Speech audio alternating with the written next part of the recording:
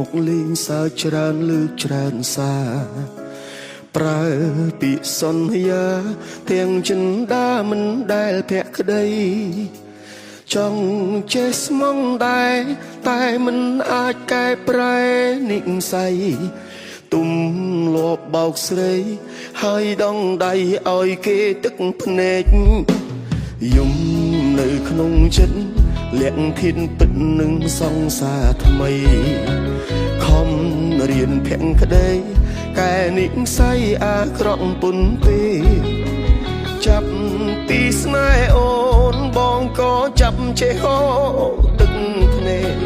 បារម្ភមានថ្ងៃបែកខ្លាចថ្ងៃស្អែកអូនប្រាប់ស្អប់បងលៀងប្រវត្តិក្បត់ក្បែរបេះដូងមនុស្សដំបងដែលបងស្មោះត្រង់ខំធ្វើល្អដើម្បីនួនល្អព្រោះមិនចង់បាត់បង់អូនទេបងបារម្ភអូនដឹងរឿងរ៉ាវបងបារម្ភអ្នកណាប្រាប់ស្រីព្រោះបងព្រាននារីបោកចិត្តស្រីច្រើនមកហើយលៀងប្រវត្តិក្បត់ក្បែរចិត្តស្មោះខំភក្តីចំពូត្រានត្រាវបងមិនចង់ឲ្យអូនដឹងឡើយខ្លាចដឹងហើយអូនលែងហ៊ានស្នេហ៍ទោះបងមានប្រវត្តិធ្លាប់ក្បត់ទោះបងមានប្រវត្តិបែបណាប៉ុន្តែពេលនេះចង់ប្រាប់ថាបងចេះស្មងហើយ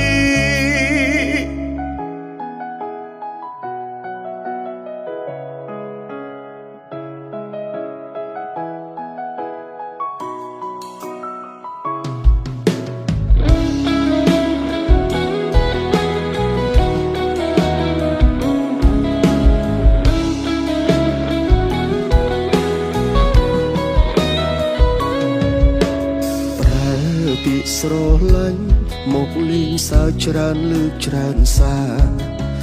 ប្រើពីសន្យាទាំងចិនដាមិនដែលភក្តីចង់ចេះស្មងដែរតែមិនអាចកែប្រែនិស្ស័យទុំលបបោកស្រីហើយដងដៃឲ្យគេទឹកភ្នែកយំនៅក្នុងចិត្តលាក់ធានពិតនឹងសង្សារថ្មីខំរៀនភក្តីកែនិស្ស័យអាក្រក់ពុនពេចាប់ពីស្នេហ៍អូនបងក៏ចាប់ចេះហូរទឹកភ្នែកបារម្ភមានថ្ងៃបែកខ្លាចថ្ងៃស្អែកអូនប្រាប់ស្អប់បងលៀងប្រវត្តិក្បត់ក្បែរបេះដូងមនុស្សដំបងដែលបងស្មោះត្រង់ខំធ្វើល្អដើម្បីនួនល្អព្រោះមិនចង់បាត់បង់អូនទេបងបារម្ភអូនដឹងរឿងរ៉ាវបងបារម្ភអ្នកណាប្រាប់ស្រី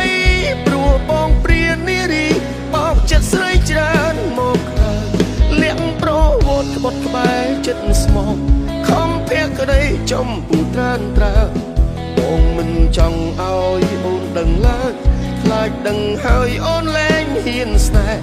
ទោះបងមានប្រវត្តិធ្លាប់ក្បត់ទោះបងមានប្រវត្តិបែបណាប៉ុន្តែពេលនេះចង់ប្រាប់ថាបងចេះស្មងហើយលៀងប្រវត្តិក្បត់ក្បែរចិត្តស្មោះ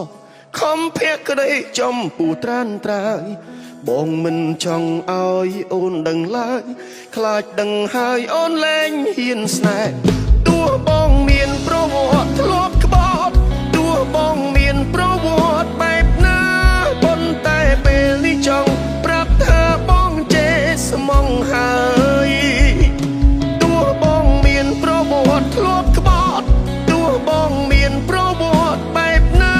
ប៉ុន្តែពេលនេះចង់ប្រាប់ថាបងចេះស្មងហើយ